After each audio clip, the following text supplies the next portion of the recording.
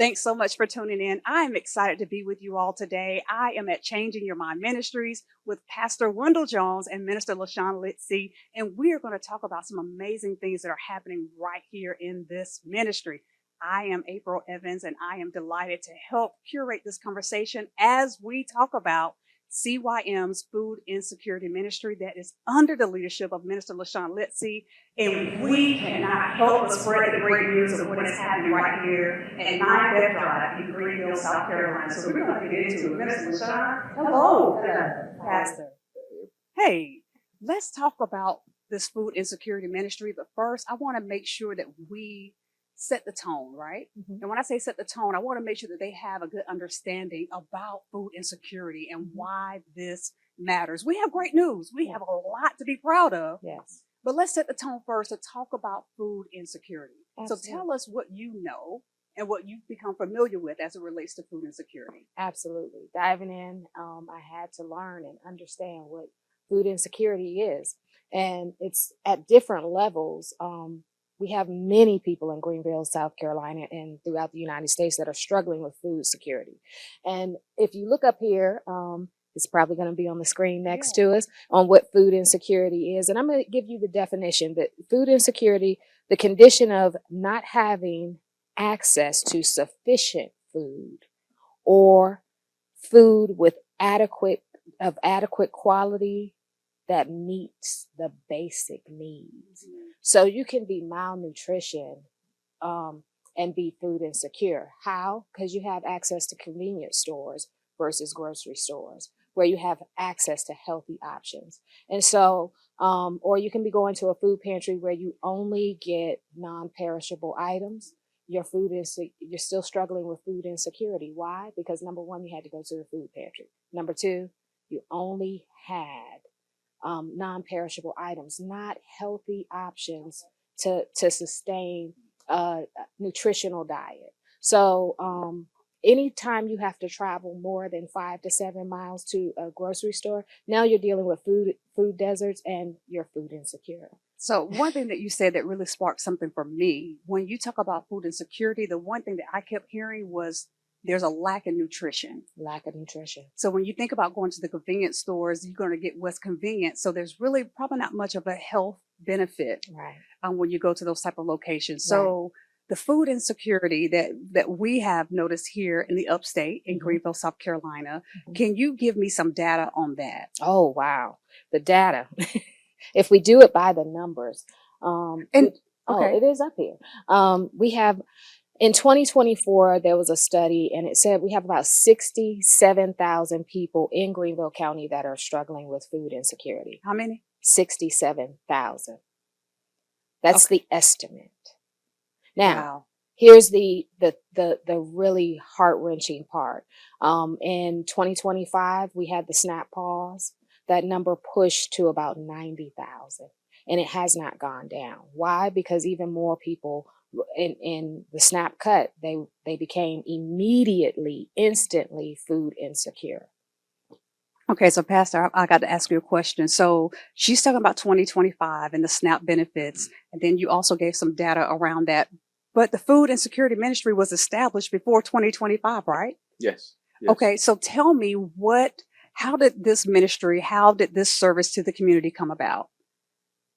Well, in this ministry, we started doing some teaching around the whole notion that we made a decision to treat the needs of others as holy, to stop ignoring the needs of our fellow members, to stop ignoring the needs of our community. And so in the conversation with Sean, I expressed to her, I said, this is an area I think we really need to pay more attention to, because in my district, the district that I represent, District 25, we have food deserts, we probably make up a good portion of that number, to be honest with you, April. And so I knew it was an issue, and I wanted us to do our part. And we're trying to figure out, we can't do everything, but we try to figure out where are some areas that we have talent and competencies already in place to be able to tackle, and this was one of them. And so we start steering our church in that direction. And lo and behold, we have some great numbers to share with you on what we've been able to do over the last couple of years. So maybe the both of you can answer this question. I understand that there was a need. You want to treat the needs of the community as holy. how did you know to tap Minister LaShawn to help lead these efforts? Well, I get to see Sean a good bit. Sean has always been a very faithful member, just wherever we need something. Sometimes Sean does too much. But because Sean is here, Sean and I have had a chance to talk quite a bit. And I tapped into that, and I could tell that she had a concern about some of those things. And so, and of course, there's a relationship with God. God began to really put her in my spirit to talk to her about it. And so when I began to mention it to her, I saw her eyes light up because apparently she and I both were thinking about the same thing. And over this last few years, she has developed an incredible talent for this. Her reputation is preceding her in the community. She's been tugged at to do some things. It has given birth to her own consulting business, so she's helping others.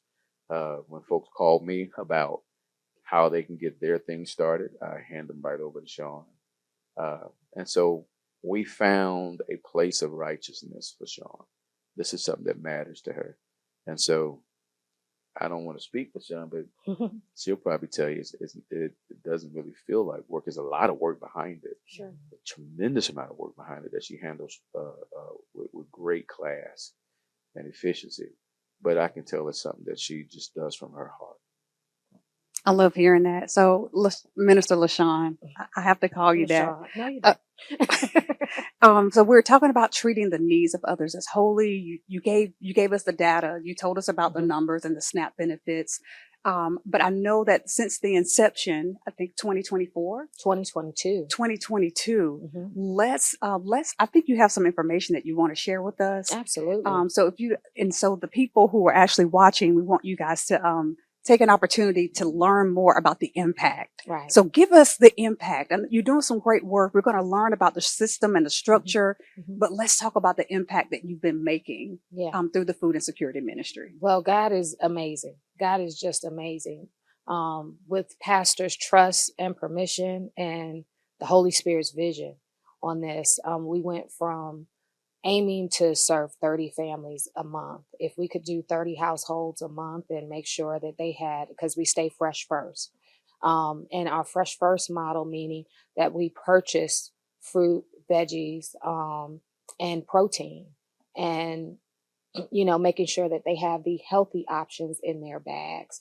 And if we did, let me jump in right there, because Yes, I don't sir. want us to skirt past that. Because if you notice, April, when she was telling you about food insecurity, and you caught it, you grabbed it, you said the big component of being food insecure is that you may have food available to you, but there's no nutritional quality to it. Yeah. And so when we made the decision to do this under Sean's leadership, we didn't want to just replace what everybody else was doing, put a whole bunch of non-perishables in there. No, we focus on building partnerships with people who provided fresh fruits. If you look inside those bags, look inside those boxes, you see a lot of vegetation, Yes. which is something that we absolutely love. A lot of vegetation, fresh meats. And so we're not sending you home with something that's going to hurt your health. So we're feeding you, but we also tackling the health issue that has resulted as a result of so many people being food insecure. I just didn't want us to skirt past that, because that is a huge component to this. It is. To deliver quality, healthy, fresh foods, weighted heavily toward freshly grown things right here in our backyard. Yeah. Okay, so we're going to stay right there for just a minute, Ms. Absolutely. LaShawn. So he just talked a little bit about what's in these bags. Yes. And I'm faithful to come and serve. You are. I'm faithful to come and you serve. bring others.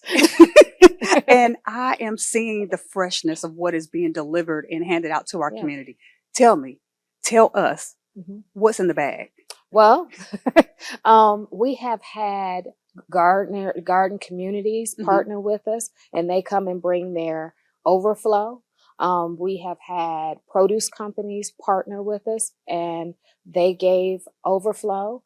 But we were always committed to going and getting leafy greens, tomatoes, fruits, veggies, broccoli, all of the things that your body needs and knows exactly what to do with, to make sure that there was healthy options in households. We also offer the option of, at first it was, hey, you can get fish or chicken. Would you like fish or chicken? Now we have the full gamut because of partnerships that we've developed, that we have protein options, that if you want fish, chicken, pork, turkey, last month we had a lot of ahi tuna because it was donated, and we were able to serve what your body actually knows what to do with. So we try our best to make sure that whether you have the income to go buy this stuff, you have a option to pull on this campus and get what you need. There is one thing that I like in serving with the Food Insecurity Ministry is that we expose the community to foods that they probably wouldn't normally have access to. Absolutely. So you're talking about ahi tuna? Yeah.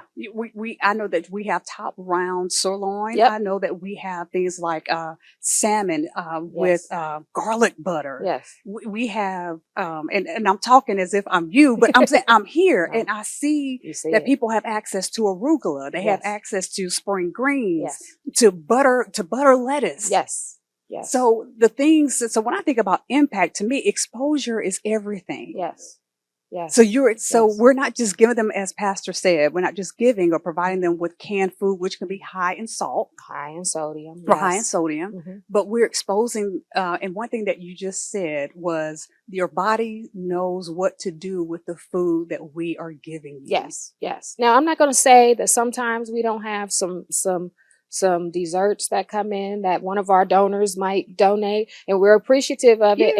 And our recipients are very thankful, but their bags are filled more with the healthy options than it is with the nutritionally dense food. Okay. So it's to make sure. What we found was, really, we started with the community in 2022, but before that, it was 2020. And we were getting nutritional boxes and taking them to our seniors and CYM-LA. We were taking care of our internal. Let's pause there. CYM-LA. Yes, our leadership academy here. Okay. Changing Your Mind Leadership Academy. Okay. So we were making sure the kids went home with a box of veggies. Why? Because COVID exposed that in our community, the predominantly African American community, that there were comorbidity issues, that more of us were dying and suffering and struggling with COVID because of our health issues.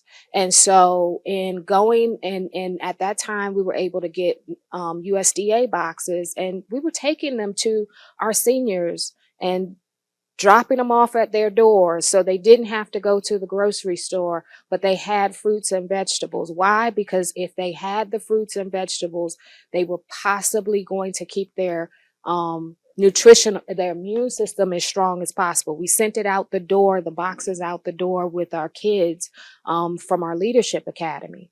And then 2020, by the time we got to 2022, and talking with Pastor, and we saw the need, he committed a budget and said, open it to the community. And at that point is when we started serving the community, the broader community. But we had to practice and see what it did here. And we saw that through COVID, CYM-LA didn't have to shut down. The parents were eating fine. Our seniors, 65 and older, they were taken care of, and they were eager to get their boxes dropped off at their door. So this whole time, we've been talking about impact. That's how this conversation started. Yes. I said, Minister LaShawn, tell me about the impact. Yes. And you've been giving me the impact of the nutritional value, how we've been able to go out into the community, how it started. Now let's talk about the numbers. Because to me, the data always tells a story. It does. And the data does not lie, y'all. The data does not lie. Right. And so there has to be a thorough system in place, a great tracking system in place in order for us to have this data. So let's go ahead and talk about it. Yes. Let's talk about the impact. We hear about the nutritional value, but let's talk about how many households you've been able to serve and what you've been able to accomplish. Absolutely. Since June 2022, as of today, we have served 6,999 households. Take that in for just a second. Say it again. 6,999 999 households. So I'm going to pause right there. Right. Households. Mm-hmm. So you meaning different Yes. establishments, different houses, right? Yes. So that doesn't equate to the number of people. No. Right. Right. It's when we do the numbers, it's over 21,000 people. Yeah. Yeah. Isn't that wonderful? That is I'm sitting in it. It gives me chills to think that amazing. 21,000 plus people didn't have to go to bed home. Mm-hmm. That's why we do what we do. And is that over a 43-month period? 43 months 43 months. since we've started in June 2022. And we thought we were going to do just 30 households a month. A month.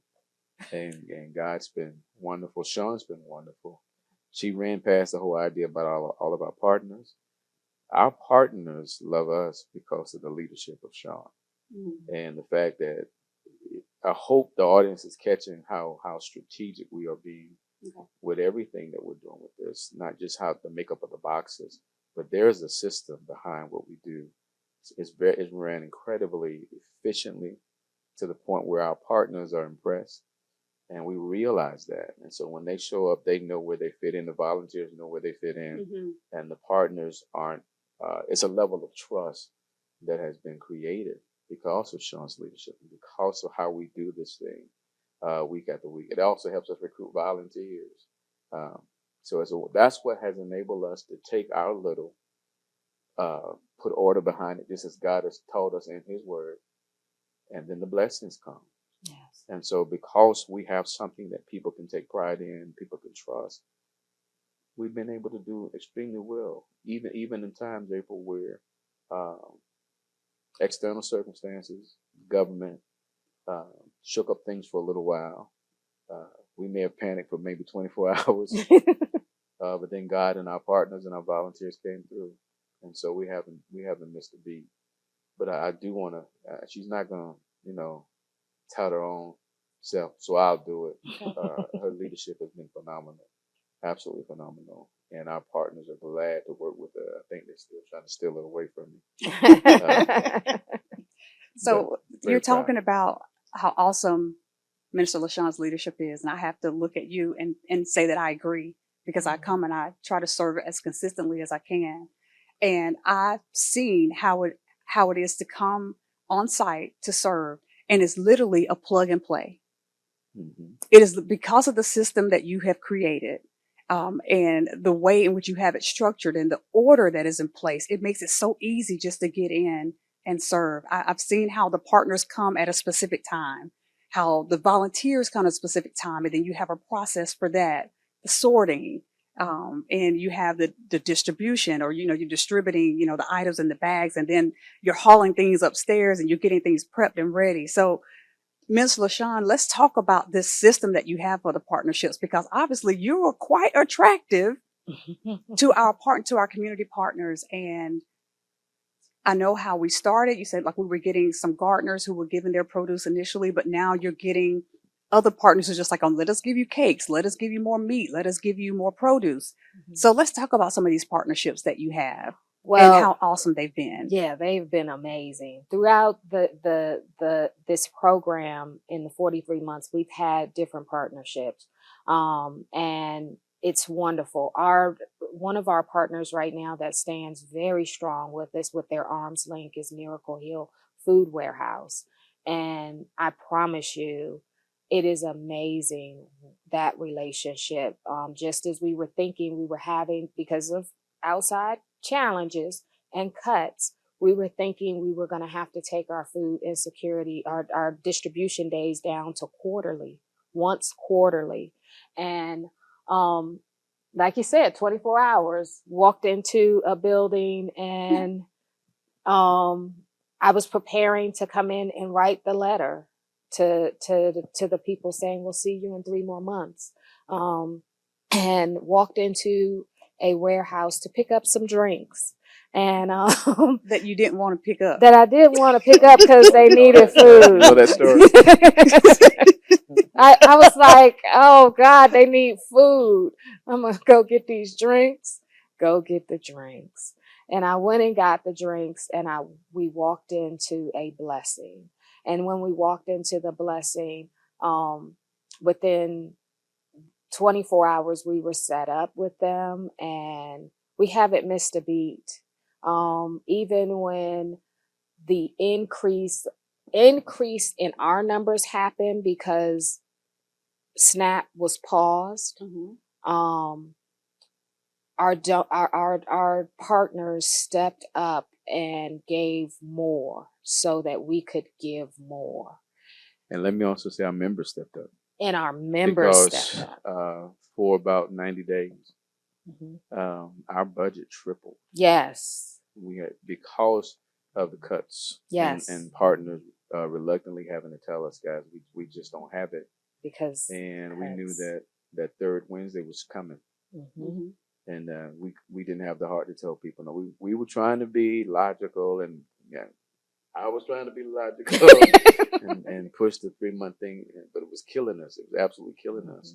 And so we for those 90 days, our budget tripled. In 90 days, thank you, CYM. Yes. We spent as a church what we normally would have spent in 6 months. Wow. But it was a rough time for our community. And so you can't treat the people's needs as holy and then disappear when it gets tough. Yes. And so I'm blessed to pastor y'all and see our folks say we got to keep doing what we're doing. And so we made the adjustment. And honestly, Sean, it might have been God testing our faith to see how committed we were. And then lo and behold, the partners came, and the condition we find ourselves in after that spell is so much better than it was before. Yeah. So much better than it was before. Yeah. Which is why we're able to report these wonderful numbers of 7,500 people in 2025. 7,500 people served. But look what she did in January alone. This past January, 311. But and we're proud that we could serve it, but it also makes us nervous because we see the need growing. The need is growing. We have a representation of every walk of life in that car line. We love on them. We're fortunate enough that we don't have to write every little thing down about who comes in the line. That's huge because of what's going on with our government and people in our Hispanic communities and others who are afraid right now. We get to love on them, take care of them. Our partners don't press us to grab a whole lot of data. We just want to feed people. We just want to make a couple of days easier for them. And so it's been more of a, like they always say, it's more of a blessing to us. And we enjoy them, we love them, we cut up with them, we have a ball. We have a ball, you know that. We talk and we got our regulars, so they know us and they love on us right back. It is a blessing. It is a blessing. I'm sorry. Y'all go ahead. No, this is good. fine. I felt pastoral. Right. This is good. So I know you have some data about the year-over-year impact that you can share with us. So if you don't mind, let's talk about the year-over-year growth that CYM has been experiencing. And while I know that you're trying to get your information together, but there was one. So before we get to that, now that it's up now, but there's one thing that Pastor said that really stood out to me is that he didn't say these words, but this is a safe place. Yes. To come and get what you need as it relates to food. Yes. And when you think about our brothers and sisters of the Hispanic community, and you also think about other people in the community who go to other food banks and they come back to say, is it okay if I get food for someone else? Because normally they only give so much per car. Right. So can you let me know about the safety that people experience when they come to our food pantry pickup day? Meaning, what data do we collect? Right. And in addition to that, how do we distribute the food? Is it based on per car, or is it based on the household? How do you do that? Well, it's funny you're asking that question because you get a chance. You're one of the people I trust at the window.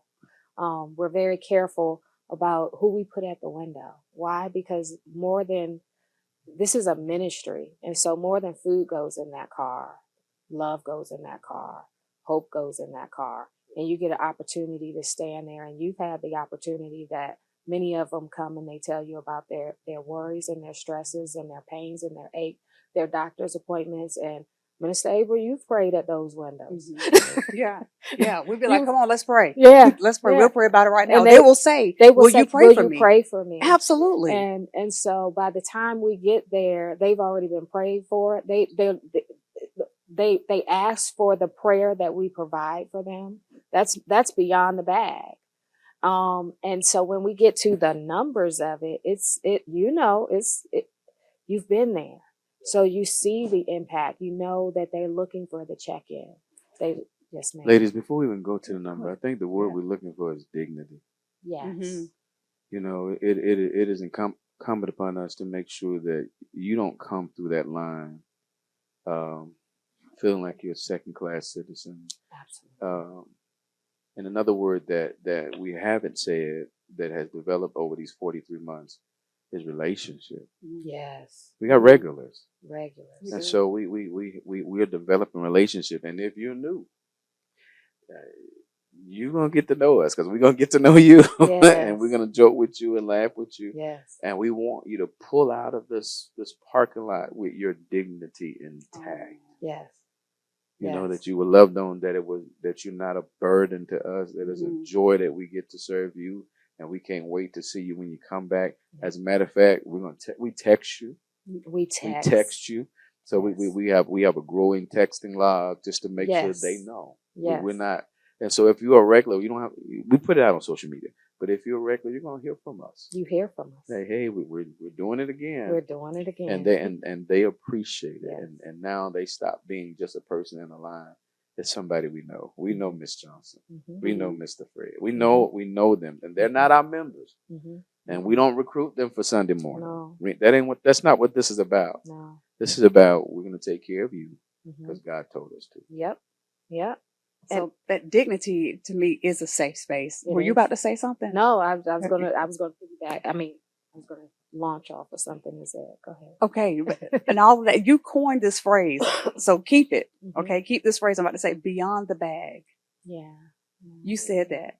So when we start talking about data and numbers, that's beyond the bag. That's beyond. You know, when we start talking about dignity, we start talking about treating their needs as holy. And giving them hope, praying for them, that is beyond the bag. That's beyond the bag. So tell me, what data do we collect?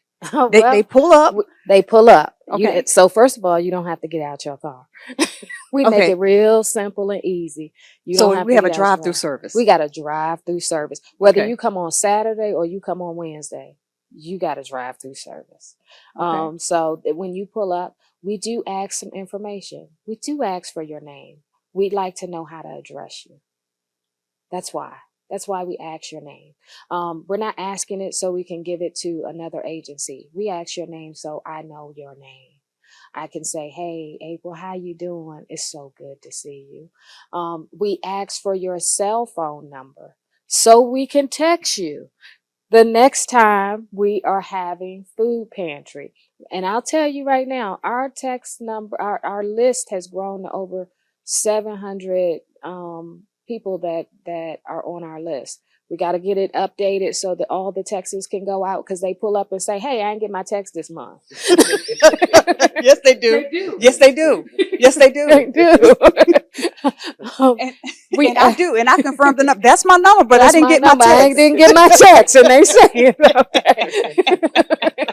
Okay. And we ask the size of your household. Because when we know the size of your household, we know how the bags have been packed. So we know, okay, this might be enough for 5 meals for 2 people. So sometimes if we have abundance, we're able to say, no, this household has 7 people. Give them more. Give them another bag or 2. So we're able to do that because we ask the size of your household. It also, you know, we have to provide data to our partners. Sure. So the data we provide to our partners it comes from those household numbers and that people count. That's it. We don't give them your number. We don't give them your name. Nobody but us knows who comes through that line. We just need to provide them the numbers. But we get to love on you. So yes, we don't need your ID. We don't want your ID, because you should not need documentation to get food if you are hungry. So what story do you hope and believe that the food pantry is telling? That's a great question. And both of you can answer I can that. jump in there. Okay. We're trying to live out the notion of community. Yes, common And unity. common unity. We're in this thing together. We're in this thing together. And it doesn't matter. Listen, it does not matter if you worship with us on Sunday. Right. This is not a recruitment exercise. Mm-mm. This is not a membership drive. Mm-mm. If you want to worship with us, by all means, we're going to love on you too. That's a whole nother level of love you're going to get. Mm-hmm. But you don't have to be a part of this church. We are part of this universal community, the body of Christ. It is our job to serve. It is our job to be there for each other. And we're trying to live that out. With so much stuff going on, April, we just hope that 3-minute, 4-minute, 5-minute interaction with us gives you just a little spark of hope. Yep. And just to know somebody knows your name. Yeah. We remembered your name. Yeah. We know about your kids. Did they graduate? Mm-hmm. we ask all those kind of good questions because we need people to know that they matter. Yes. And we're living in a time where people are being quickly reduced to many things, reduced to titles like illegals, reduced to titles like SNAP recipients, TANF recipients. No, that's Jerry. No, that's Tamika. And they matter. And they're in a situation right now. Right. And they're in a situation that we can help them through. Yeah. And so that's why we do it. It's a chance to be the hands, the feet, the mouth of Christ. Yeah. Yeah. Well said. That is awesome. We get to be hope dealers. Hope dealers. Hope dealers. So one more thing. It is an honor. It is an honor. And I have such pride about being connected to this ministry. Not only because of the great work that we do for the community, but you also do this in-house for the members of CYM. And the scripture even says that first, if you're going to do good, first do good to the household of faith, right? Right. So we get to participate in our own food pantry on second Sundays of every month. Yes. So there is I don't know if you want to call it an overflow. I don't know if we're just built into the program or built into the structure that you have, but please tell us how you've been such a blessing to the members of CYM on second Sundays of every month. Well, that was again, all of this, I hear what you guys say in leadership. Let me just say it's obedience. That's it. I obey what I heard God say, what I heard the Holy Spirit say, do. And so, once we were at a point that we had enough coming in, we tested out because we actually had an overflow one particular month, and we put it out for our members just to see, because I will say CYM is faithful. They're faithful in their giving. They're faithful in all of those things, but they're also faithful in, well, I want to make sure others get what they need, because I might need, but I can make do. Sometimes they won't say they're in need. And so we tested out just by putting out one Sunday just to, okay, we got more than enough. Let's give it. And they came through, and I was like, oh, Pastor, I think we're supposed to keep doing this. And we did. And he said, fine. So like this Sunday coming, the second Sunday. So now we do. God has provided more than enough that we are able to take care of home. We're able to in-reach and outreach. God has blessed us that we are able to in-reach and outreach. And it doesn't put a strain on any of the resources that we have. It doesn't put a strain on anything. So if you come to church on second Sunday and people ask what time, Come to 10:15 service, get word. You're going to get fed spiritually, and then you can go back there and shop after service is over and get what you need physically. And so, yes, we take care of CYM because CYM takes care of Food Insecurity Ministry, and they don't have to come through the line. And the reason being is they won't. And it's not a pride thing. It's really, I want to make sure that everybody else has what they need. So now let's just talk about the heart behind the food pantry, heart behind Food Insecurity Ministry, and the partners and the volunteers that have come on site to help support the efforts under your leadership. It has been so successful, Mr. LaShawn. Let's talk about, how can partners partner? How can they connect with you? How can they connect with Changing Your Mind Ministries to lend their support to help with food insecurity? Well, it depends on how you want to help. If you are an organization who wants to bring your organization in to volunteer, get in contact with our office and we will set it up. You've had Juneteenth GVL here. You're talking about great leadership. You're a great leader on that end and taking care of Juneteenth GVL. And you have brought your team in several times. Your volunteer pool, you've gone along with the people that you have influence with and said, hey, come bring your hands and feet and let's do some great things. And if it had not been for you guys, even last month, this past Saturday, we served, I was too sick to be here. And you guys rocked it out. CYM and Juneteenth GVL rocked it all the way out. What I'm saying is that your organization can come in and we have structure in place, plug in. They're going to tell you. We had who was it? Omega Sci-Fi came in and they did the same thing. At that point, we had about 2,000 tons of cabbage. And we had them brothers here lifting. Tons, but it was a lot of cabbage. It was a lot. Cabbage and corn is heavy. It's heavy. It was a lot. Yeah, no, it was a lot. You look a little traumatized because I had to pick up some of them bags with 40 cabbages in them, and that was enough. So if they want to volunteer, you did say that they could contact the church. Yes, and please do email us at email us at info@wearecym.org. Right. Yeah. I want to make sure we don't forget though. We also have 2 distribution partners. Yes. Please do share. So on the day of, we have Little Learners Academy that comes out of Malden. Okay. They distribute for us in Malden, and we also have Flat Rock Baptist Church in Piedmont. So they come and pick up from us and basically plug into our system, which is such a blessing to us to be able to do, so that we have some more distribution points. Yes. And Sean and I are quietly working on trying to expand our distribution points as well. And we got a couple other things that we're working on under the umbrella. We're not going to talk about it publicly yet. Okay. But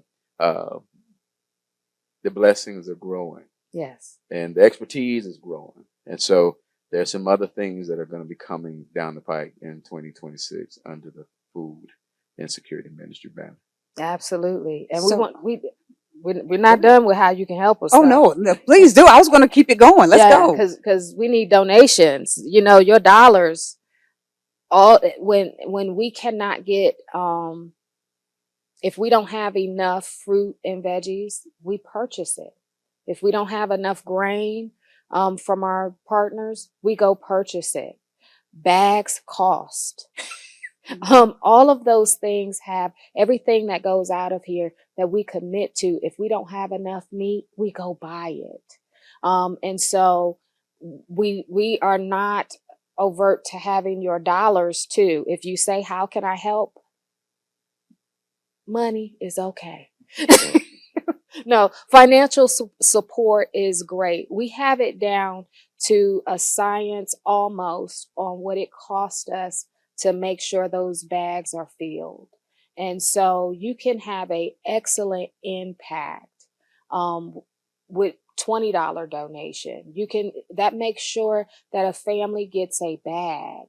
And if you've ever gone through our website or not our website, our Facebook page, have seen some of the bags, you realize $20 for what they got in that bag, and they got a bag of meat, protein, $20. You can't go to the grocery store and do that right now.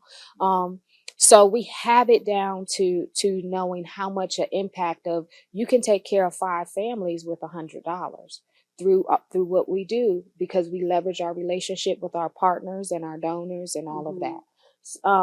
And then partner organizations. If you are a business owner, if you are a grocer, we are not upset about sharing the wealth and saying, hey, we did this. Not just CYM did it, we did it. Loaves and Fishes, they come here twice a month and drop off. They are part of this win. We could not get to the number in feeding 3,164 households in 2025 off of our budget alone. Wow. That was literally having partners like Loaves and Fishes, Miracle Hill Food Warehouse, Francis Produce. We could continue to go on, but those are some of the partners who came and linked arms with us at some point to say, hey, you guys are doing the work, we have the resources. So if you have the resources, we need you to connect with us. And you can contact the church at either by calling or emailing. I promise you, if you contact Pastor Jones, he's going to send me on the mission. I have met farmers in parking lots. Farmers in parking lots. It looked like might have looked a little shady. They putting boxes of potatoes in my car from their overflow. And so we will find a way to pick up the resources because the people need it. You and I spoke last month about something, and you know, at some point you said, these numbers like that. How do you know them like that? And I said, there was a point where God was really staying on, know the numbers. And then at some point he said, let the data keep you accountable to the responsibility. The data keeps me showing up.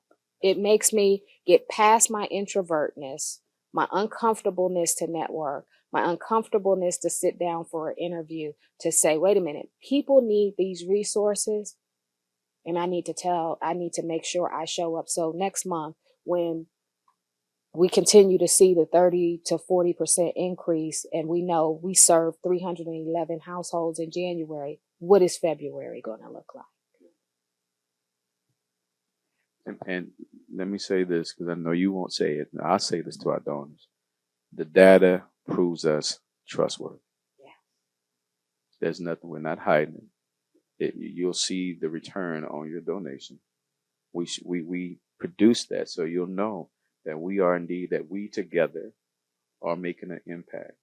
And one of the things that is not said but is understood, I'll say it now, is that in our collaboration with the different entities, the undercurrent to that, April, is that this is mission over brand. And here's what I mean by that. We don't have to promote CYM. We're doing this to make the public aware, but the mission is way more important to us than who gets the credit. Way more. And so if you're going to vet yourself and decide if you think you want to work with us, please show up with that mentality. We're gonna tell folks that you helped us, but we need people to link arms with us who are more obsessed with the mission than they are with being able to stick your name and stuff on everything and promote what you're doing. That's gonna come. We've learned that. God's gonna be the best PR firm that you'll ever have, but the mission has to take priority, and that is to chip away at the food insecurity here in Greenville County. And those numbers are exploding, and so we need more people to show up on the battlefield with us. As I said in the beginning, we have so much to be proud of because of the efforts under your leadership, Minister LaShawn.